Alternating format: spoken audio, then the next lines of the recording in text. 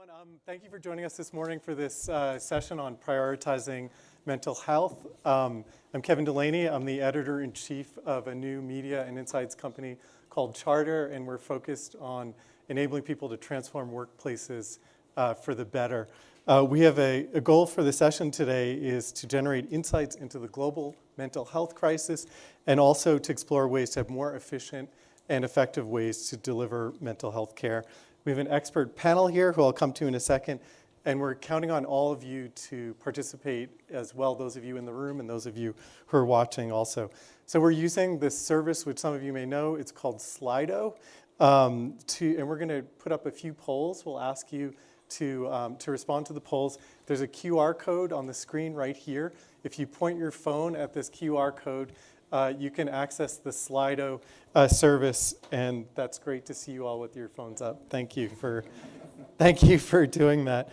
You can also post questions. So we'll run two polls during the session, and you can put questions there. We'll come back to them, and the participants in the room will have a chance to ask questions live as well. And we have a mic.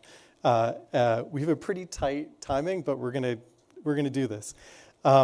So if you're sharing anything about this session, we ask that you use the WEF22 hashtag so that we can find and amplify anything that you post on social media. So, okay, we're going to start our discussion. We've had a global mental health crisis prior to the pandemic. And put simply, many of the issues that we're talking about out there, the challenges like pandemic, war, climate change, insecurity, inequality, insufficient government support, economic stress, technology such as social media, all these have implications for the determinants of mental health, and we're notably seeing this manifest in young people. So the question before us today is how to address this. How can leaders integrate mental health into their recovery plans as a key pillar and strengthen mental health systems for decades to come? So I'm joined here today by, next to me I have Heidi Larson. She's a professor of anthropology, risk, and decision science at the London School of Hygiene and Tropical Medicine. Heidi's also the founding director of the Vaccine Confidence Project, which monitors public trust in immunization and provides guidance for strengthening it. Next to her is Fatima Zahra Ma-El-Anin. She's a psychologist, poet, and master's student who has co-founded a mental health startup and is on the advisory council for the forum's Rabat Hub in Morocco. And finally, on the end, there's Amit Paley. He's the chief executive officer and executive director of the Trevor Project in the US. It's the world's largest suicide prevention and crisis intervention organization for LGBTQ young people. And Amit continues to be on the front lines there. He answers calls on the Trevor Project's hotline today, so we'll bring some of the insights from that frontline experience. So welcome all of you. We're going to start our discussion, but first we're going to put a poll question up. So if you go into Slido, the question is, where are you seeing the most concerning mental health issues in your community? We're going to start talking here, but I ask you to respond to the poll, and we'll come back to what we're seeing in a few minutes. So Heidi, I want to start with you. How would you summarize the social and political factors intensifying mental health problems? And are they ongoing despite the pandemic waning in parts of the world?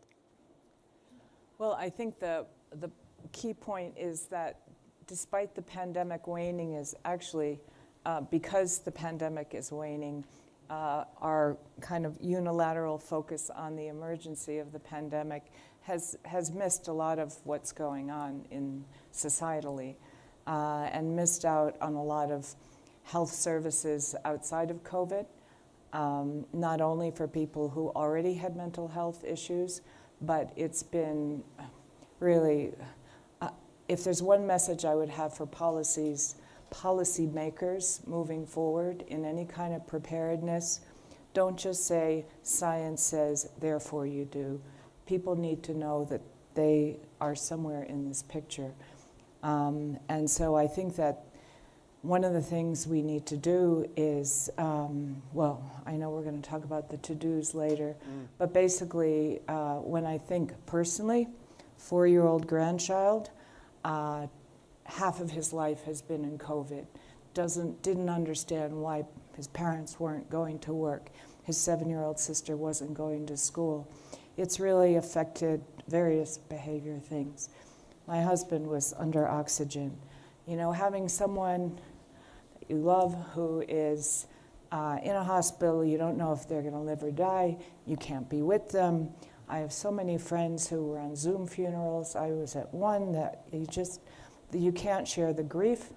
I have researchers and students who had severe depression, and one I was 24/7, you know, trying to stay in touch with some of them who were away from their families, were an international institution, couldn't go home. So all of these things, these are just seeding. And I think, frankly, we're at a point of societal PTSD, post-traumatic stress syndrome. We need to think of it as a societal phenomenon, not just individual, and we need to respond to it in a societal way. And so what I'm hearing from you is a warning that actually the issues are definitely not going away, but actually probably accelerating.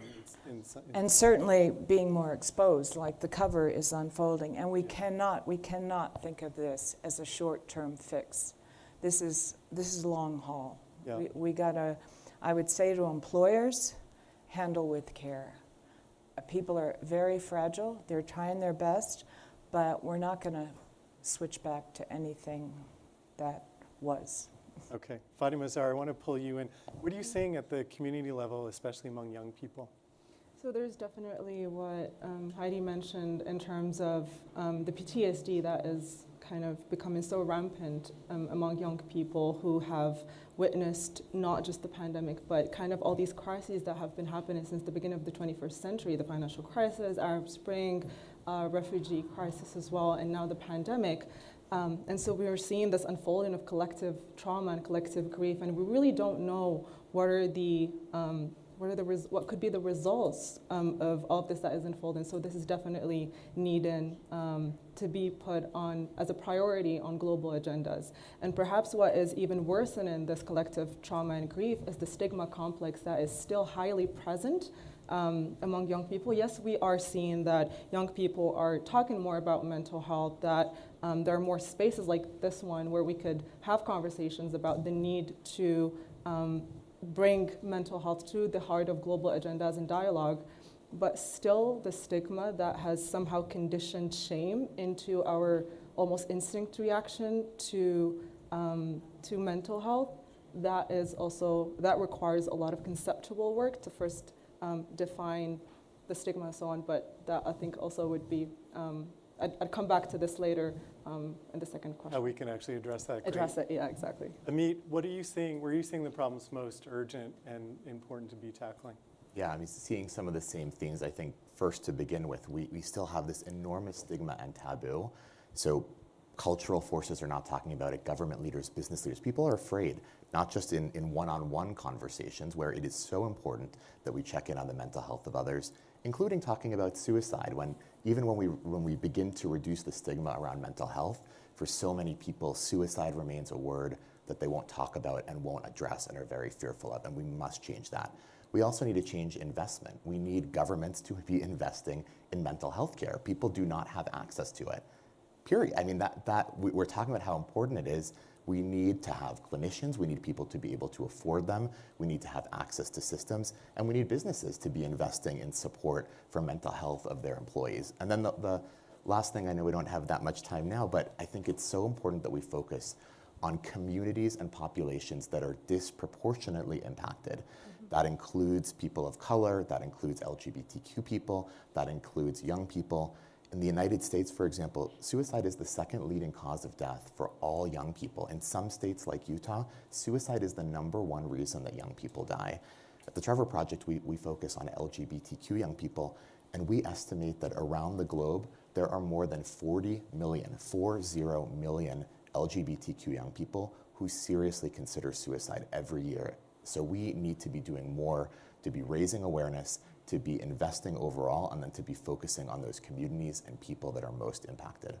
And your hotlines are actually, you're hearing from these young people directly. How would you characterize any of the kind of trends in terms of what you're hearing in the volume and the type of concerns that you... Yeah, we've seen significant increases in the number of young people reaching out to us, and I think it's no surprise with everything going on.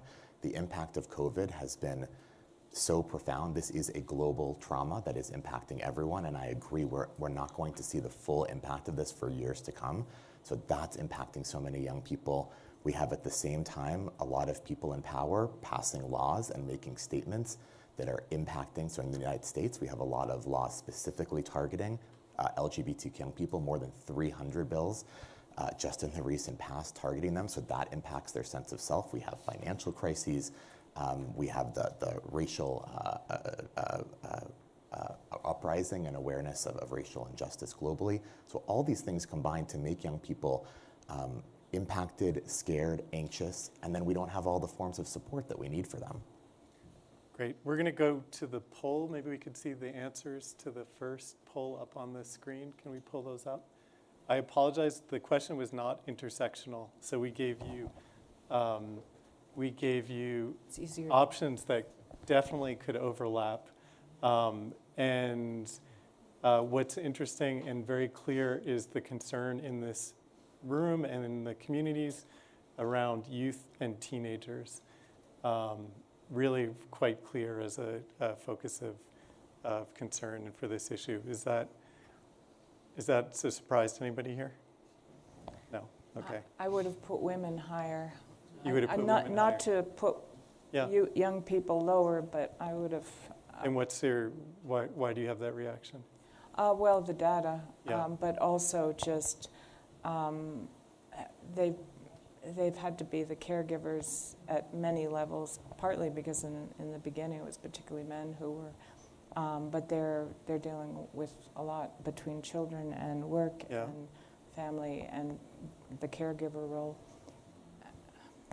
I just add for young people, when they're trapped in homes without being able to access other forms of support, they're counting on adults, and those adults are feeling so much stress and anxiety and pressure because of what they're facing.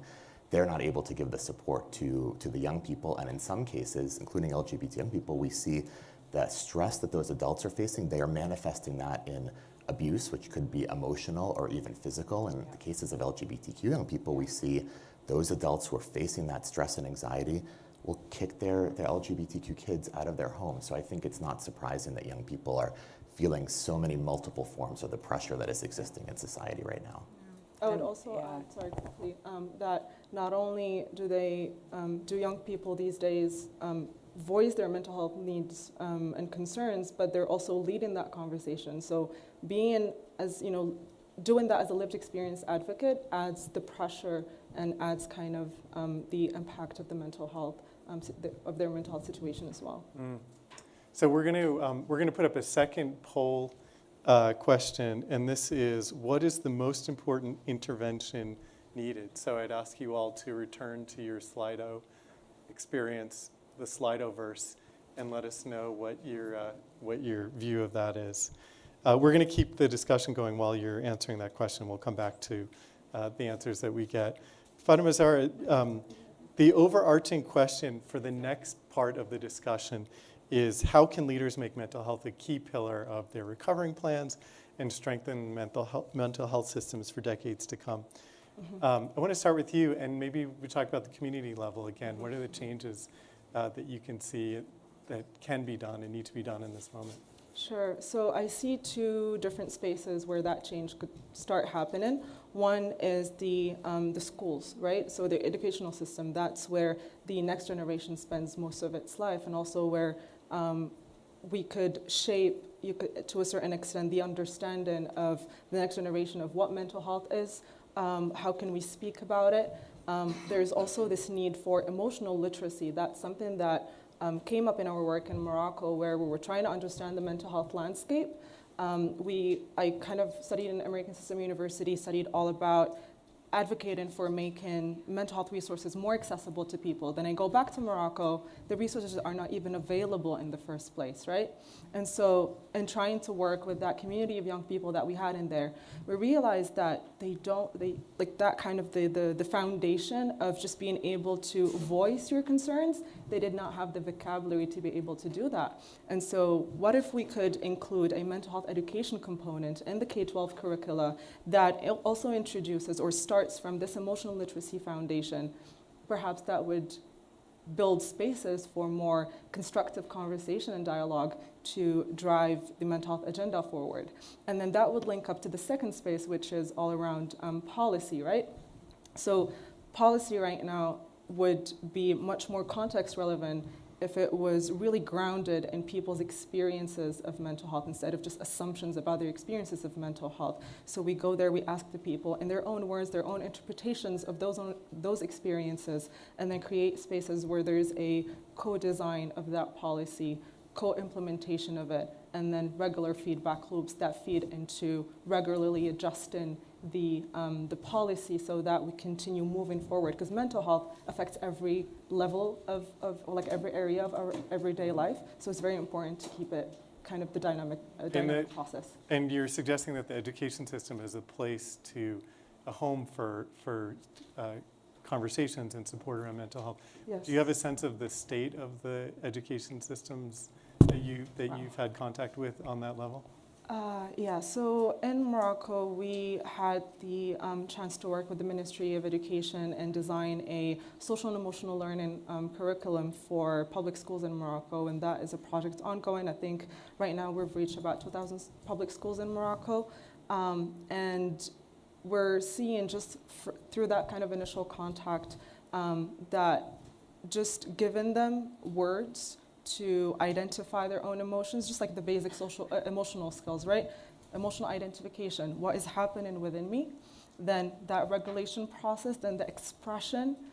These are like the basics to even get started talking about mental health, let alone try to fix it. Because there's kind of that diagnosis precedes treatment, so we need to understand what is happening before we try to figure out a solution for it. That's great. Amit, what about, do you know what is working or what can be done on the government and the business levels that you're seeing? So I think this is a little bit of a hard question to answer because there are successful things that are happening, but I just want to be clear, it's like the first step on a marathon journey that we have so much progress. So I will spotlight a couple things working well, but almost in every case, there's small things that we need exponentially more investment and focus. You know, I think at the government level, we're seeing some things that are promising. So there's been so little focus in schools in the United States, let's talk, for example, on mental health and especially on suicide. So we are seeing some states like California and others that are actually requiring training for youth-facing adults in suicide prevention. We talked before about the stigma and taboo. How do you change that? Well, you begin to change that by having people who are comfortable talking about it. You need to train teachers to be comfortable saying the words, "Are you thinking of killing yourself?" So many people are afraid of saying that simple phrase, and yet we know that asking people directly who might be at risk of suicide, if they are thinking of killing themselves, can dramatically reduce suicide levels by identifying those who need help. So that's a promising thing happening in some very small number of places. And we have more access to mental health care than we had before.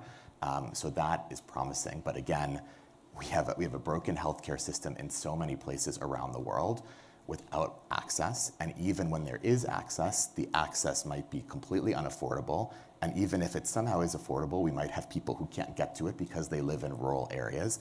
And even if they can do that, they might receive someone who's not culturally competent. So they might be an LGBTQ person with a therapist who doesn't understand their identity, or a Black person who has a therapist who doesn't understand their identity. So a little progress there, but a lot more needed.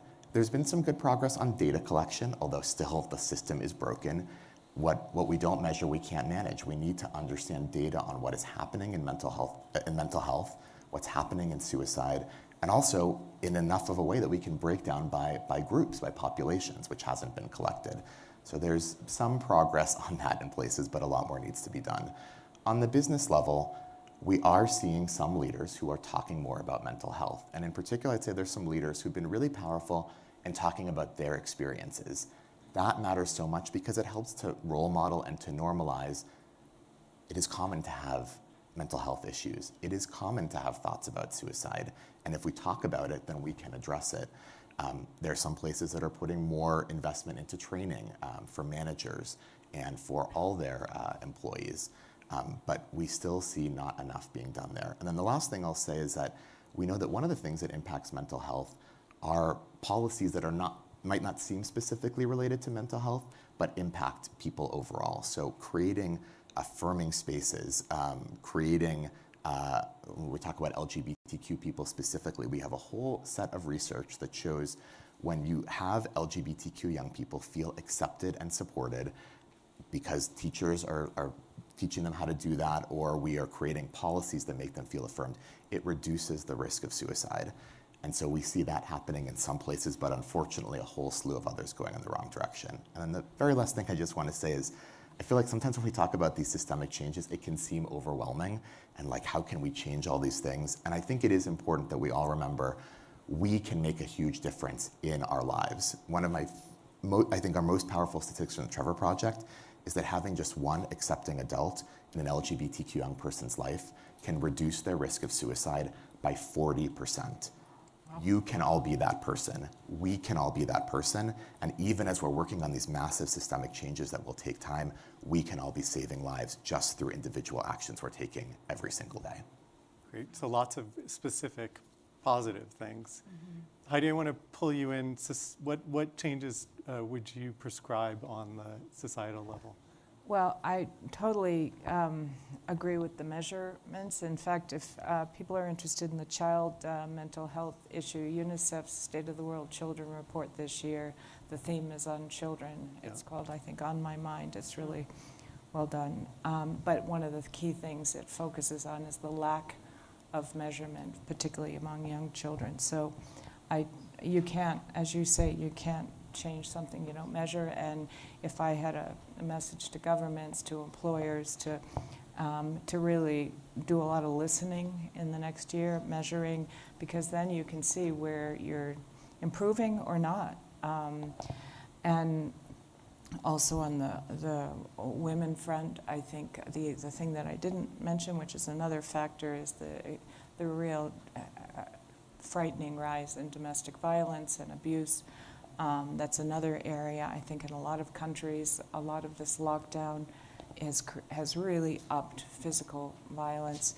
So I think that we need, I would invest in support at that level as a government. I think also not to set up separate institutions, but as you know, we've heard, to embed it in institutions, in schools, in workplaces, in universities, but definitely in universities as well as schools, just to have a counselor there, or not just one, because I've had students who have waited in long lines way too long. Yeah. So that, and to invest explicitly in the area of mental health is going to be important. I would also just add that a lot of people present, because they don't want to call it mental health, which is still stigma, present their mental health issues as, I'm not feeling well, and they go to a doctor, they go to a clinician, because they think that the symptoms of pain are more acceptable than actual, it's because I feel bad, I'm hurting physically. And so in that case, I would really invest even in short courses on counseling or on identifying mental health signals for clinicians, because they're going to see a lot of cases of people coming with physical symptoms that are actually reflective. And there's a lot of data on what some of those, actually the Lancet recently had an excellent major commission report on depression. And by the way, there's 53 million people increase in depression since the beginning of COVID, but it talks about the language and some of these symptoms that are so, yeah. We're going to look at the results to the second poll, if we could put them up and see what they tell us. What's the most important intervention needed? Broad access to virtual care and therapy, number one, additional government funding, 2, private initiatives in workplaces and communities, and 4 school-based programs. Any quick reactions to that? I think people are tired of virtual and they want human contact. But some people take whatever they can get. So Yeah. But I think there's this huge societal need for human contact. Zara, yeah. I think that first one speaks to the urgent need of access to mental health resources. I think think that's definitely reflected in that answer. And to have that additional access, then definitely when we speak of additional government funding or programs, we also speak of insurance coverage and all of that. So yeah, it's pretty interesting. And I mean, I was going to say, to me, these all intersect because people want access to care and to help. That's number one. But how does that manifest? Well, that usually manifests because either your government is providing you access or ability to do that, or your workplace is, or your school is if you're a student or a young person. And I'll just say on the virtual care point, for a lot of people, the access to telehealth, and in the US, a lot of the laws changed, allowing better access, was critical for people because they were either in rural areas where they couldn't get to someone, or they might have a busy job and life and they can't take the time to commute and then wait somewhere, so this is more efficient. But we also see for some particularly marginalized groups, including LGBTQ people and people of color, that there can be more comfort in seeing someone from your home. And you can also avoid some of the stigma that might exist of people seeing you. So we want to eliminate that stigma. But until it's gone, doing something from your home might make some people actually more likely to be able to get and seek care. We have time for maybe one or two questions. So in the room here, microphone, we have 3 questions in the front row here. They get priority because they chose to sit in the front row. So, just very quickly, because we're very short on time. Thank you. My name is Adam, Yeah. and I'm a global shipper from Cotonou Hub. Yeah? Seeing 81% of youth and teenagers must be alarming. Yeah. I'm a businessman, and between 2019 and March this year, I've lost 4 friends, close friends, due to suicide. Sorry for your loss. Thank you. And I'm surprised not to see that among the options that we have, we're not having building more vulnerability circle. And I'd like to know what you guys think about that. Thank you. Does anybody, so it's building more vulnerability. Circle. Yeah. Yeah. Do you want to, anyone want to respond? Yeah. I can Fatima go Zaria. ahead, yeah. Thank you.